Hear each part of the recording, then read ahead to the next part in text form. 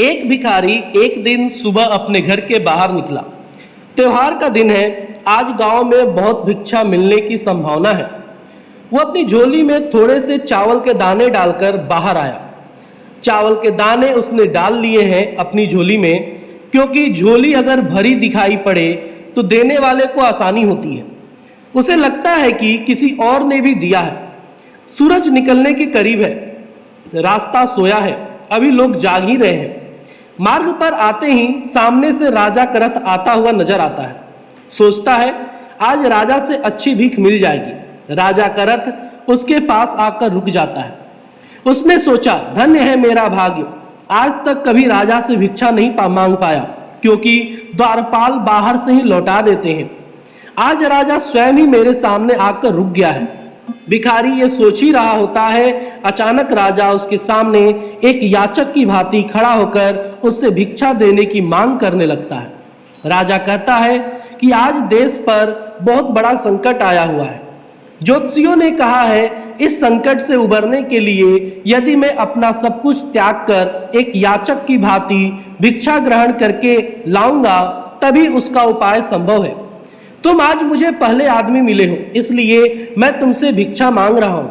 यदि तुमने मना कर दिया तो देश का संकट टल नहीं पाएगा, इसीलिए तुम मुझे भिक्षा में कुछ भी दे दो। भिखारी तो सारा जीवन मांगता ही आया था, कभी देने के लिए उसका हाथ उठा ही नहीं था। सोच में पड़ गया कि आज कैसा समय आ गया है। एक भिखारी से भिक्षा मांगी जा रही है और मना भी नहीं कर सकता। बड़ी मुश्किल से एक चावल का दाना निकालकर उसने राजा को दिया। राजा वहीं एक चावल का दाना ले खुश होकर आगे भिक्षा लेने चला गया। सबने उस राजा को बढ़ चढ़कर भिक्षा दी, परंतु भिखारी को चावल के दाने जाने का भी गम सताने लगा।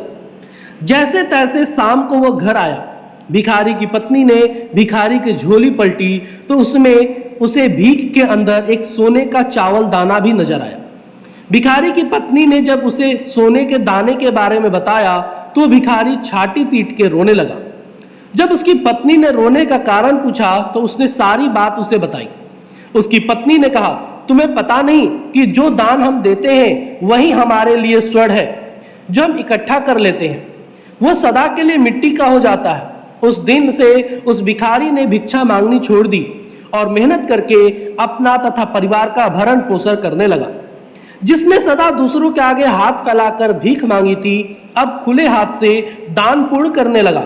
धीरे धीरे उसके दिन भी बदलने लगे। जो लोग सदा उसे दूरी बनाए करते थे, अब उसके समीप आने लगे। वो एक भिखारी की जगह दानी के नाम से जाना जाने लगा। इस कथा का सार यही है, जिस इंसान की प्रवृत्ति देने की होती है उसे कभी किसी चीज की कमी नहीं होती, और जो हमेशा लेने की नियत रखता है उसका कभी पूरा नहीं पड़ता। आपको ये कहानी कैसी लगी कृपया कमेंट करें, और चैनल पर नए हैं तो चैनल को सब्सक्राइब करके बेल आइकन को दबा दें। धन्यवाद दोस्तों।